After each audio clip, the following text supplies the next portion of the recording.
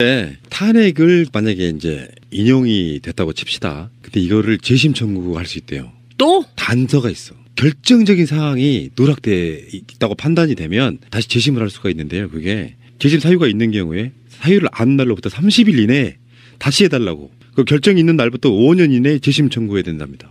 뭐 5년 이내 할 일은 없겠지만 결정적인 거가 뭐가 있지? 나 사실은 주민등록번호가 2가 아니에요. 1이에요. 뭐 이런 거 말고는 그런 결정적인 거가 뭐 있나? 그런 게 그러니까 예를 들면 이런 거지. 탄핵 사유 중에 세월호 7시간 동안 그 아무것도 안 했다는 것 때문에 탄핵을 당했다고 쳐요. 그 중대 사유 중에 하나라고 치는데 그런데 그것이 증명할 뭐가 나왔어.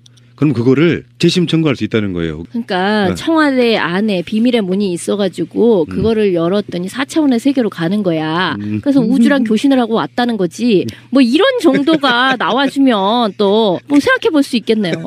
그 안드로메다에서 외계인이 와갖고 그날이요. 그날 박근혜가 차원의 문을 넘어갔고 여기로 왔었어요. UFO 여기 그 승선권 있고 CCTV 있어요. 이렇게 돼야 되는 거야? 그러면서 진도에 있는 세월호 사건의 현장까지 좀 가보려고 노력했어. 정말 가상하게 노력했습니다라고 증명되지 않는 한. 그렇죠. 또는 박근혜하고 전혀 무관하게 자기 통수권과 무관하게 국정원이 세월호를 침몰시켰다는 걸 박근혜가 증명하거나. 그런데 김기춘이 그때 저번에 그 9년 전에 탄핵 심판 끝나고 한참 몇 년 후에 신동아랑 인터뷰했던 내용에 그게 들어있잖아요. 볼래요? 공직자 지위, 감독을 잘못하거나 부정 비리를 예방하지 못해도 탄핵 사유다. 여기 김기춘의 말이에요.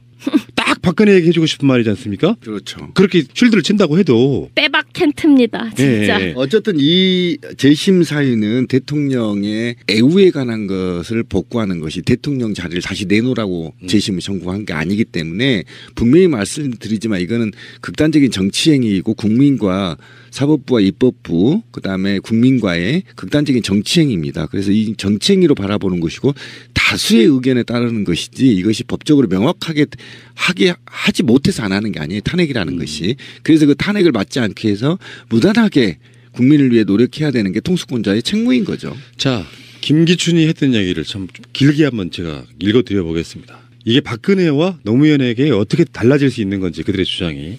대통령 탄핵은 국회가 대통령의 권력 남용을 견제할 수 있는 유일한 수단이다. 재헌 국회 석기록을 보면 헌법의 기초자들은 대통령의 실정법 위반뿐만 아니라 지휘 감독 관계에 있는 공직자에 대한 지휘 감독을 소홀히 한 것과 국정을 불성실하게 수행하는 경우 모두 헌법 위반으로 탄핵 사유가 된다. 공감하시죠? 김기춘의 이야기예요. 탄핵 사유는 기소가 가능한 형사적 범죄일 필요는 없고 헌법이 부여한 의무를 다하지 않은 경우 부패 행위를 한 경우 공중의 신뢰를 깨뜨린 경우 다른 헌법기관을 침해하는 일련의 사유를 한 경우 등 정치적 위반 행위도 탄핵 사유가 된다. 딱 박근혜 이야기잖아요. 지금 놀랍지 않습니까? 싱크로율 100%. 구체적 헌법이나 법률 조항 위반 행위뿐 아니라 직무를 태만히 하거나 성실히 수행하지 않은 경우에도 탄핵 사유가 된다. 대통령에 대한 탄핵 심판을 할 때는 무죄 추정의 원칙이 아닌 유죄 내지 유책 추정의 원칙을 적용해야 된다.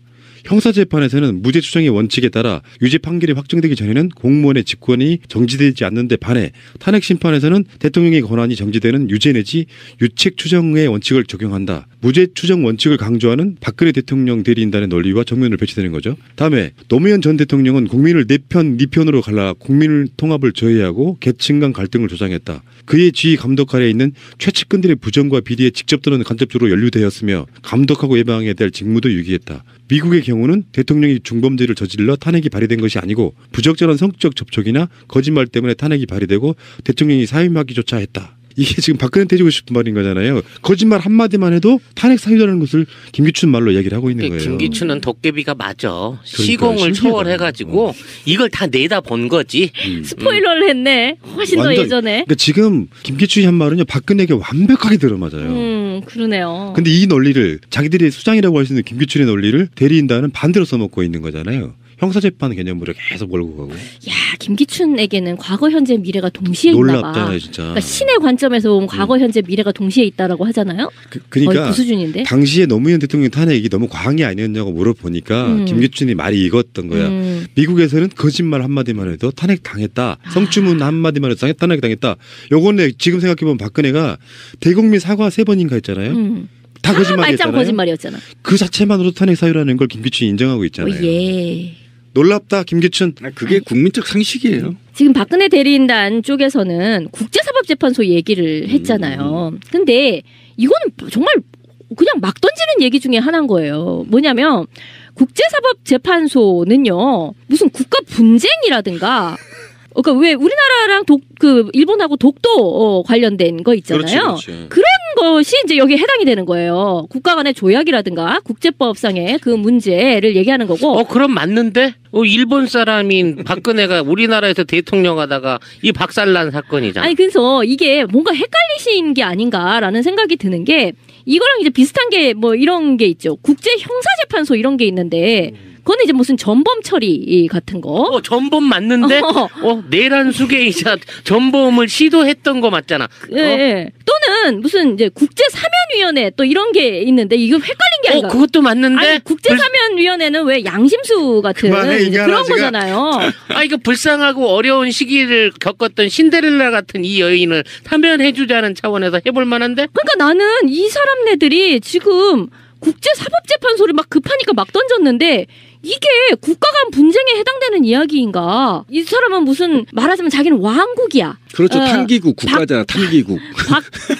박씨 왕조의 공주로서 자기가 박해를 받고 있다. 그러니까 바티칸 이런 것처럼 나라 안에 나라 이런 것처럼 대한민국 안에 박근혜 공주 나라 공국이 있었는데 그게 무슨 이 안에서 국제 분쟁이 벌어졌다. 이렇게 생각을 하는 건지. 근데 만약에 국제사법재판소가 이 탄핵 인용 기각에 대해서 다룬다면 그게 뭐가 된 줄 아세요? 뭐가?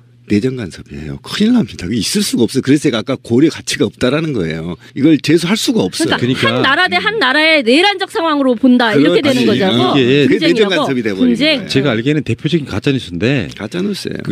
좀 법률적 상식이랄까 이게 좀 떨어지시는 분들한테는 굉장히 선동 요소가 되는 거예요. 좌파들이 언론인의 법정을 다 장악해가지고 박근혜 씨가 부당한 판결을 받을 가능성이 높으니까 여기에 국제사법재판소로 넘겨서라도 박근혜 대통령 구할 수 있다 이런 식으로 선동하는 거예요. 선동하는 거예요. 어이가 없네. 또 정말 놀라운. 분명히 말씀드리죠. 만약 이거 국제사법재판소에 다룬다면 내정 간섭이에요.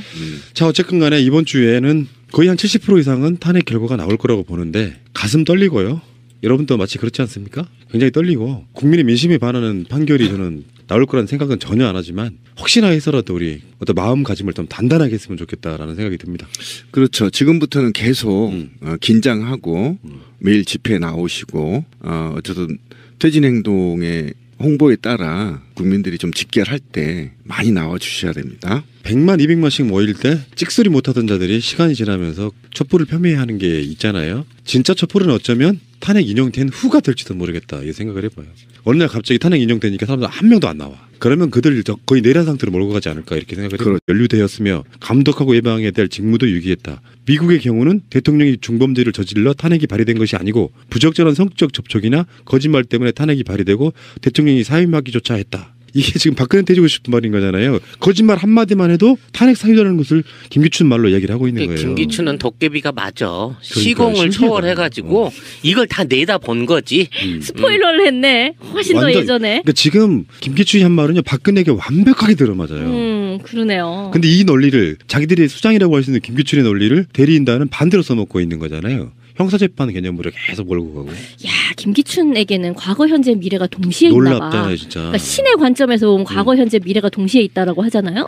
그러니까 거의 그 수준인데. 당시에 노무현 대통령 탄핵이 너무 과한 게 아니었냐고 물어보니까 김기춘이 말이 익었던 거야. 미국에서는 거짓말 한마디만 해도 탄핵 당했다. 성추문 한마디만 해도 탄핵 당했다. 요거는 지금 생각해보면 박근혜가 대국민 사과 3번인가 했잖아요. 다 거짓말이었잖아요. 말짱 거짓말이었잖아. 그 자체만으로도 탄핵 사유라는 걸 김기춘이 인정하고 있잖아요. 예. 놀랍다 김기춘. 그게 국민적 상식이에요. 지금 박근혜 대리인단 쪽에서는 국제사법재판소 얘기를 했잖아요. 근데 이거는 정말 네, 탄핵을 만약에 이제 인용이 됐다고 칩시다. 근데 이거를 재심 청구할 수 있대요. 또? 단서가 있어. 결정적인 사항이 누락돼 있다고 판단이 되면 다시 재심을 할 수가 있는데요. 그게 재심 사유가 있는 경우에 사유를 안 날로부터 30일 이내에 다시 해달라고. 그 결정이 있는 날부터 5년 이내에 재심 청구해야 된답니다. 뭐 5년 이내 할 일은 없겠지만 결정적인 거가 뭐가 있지? 나 사실은 주민등록번호가 2가 아니에요. 1이에요. 뭐 이런 거 말고는 그런 결정적인 거가 뭐 있나? 그런 게 그러니까 예를 들면 이런 거지. 탄핵 사유 중에 세월호 7시간 동안 그 아무것도 안 했다는 것 때문에 탄핵을 당했다고 쳐요. 그 중대 사유 중에 하나라고 치는데 그런데 그것이 증명할 뭐가 나왔어. 그럼 그거를 재심 청구할 수 있다는 거예요. 그러니까 네. 청와대 안에 비밀의 문이 있어가지고 그거를 열었더니 4차원의 세계로 가는 거야. 그래서 우주랑 교신을 하고 왔다는 거지. 뭐 이런 정도가 나와주면 또 뭐 생각해 볼 수 있겠네요.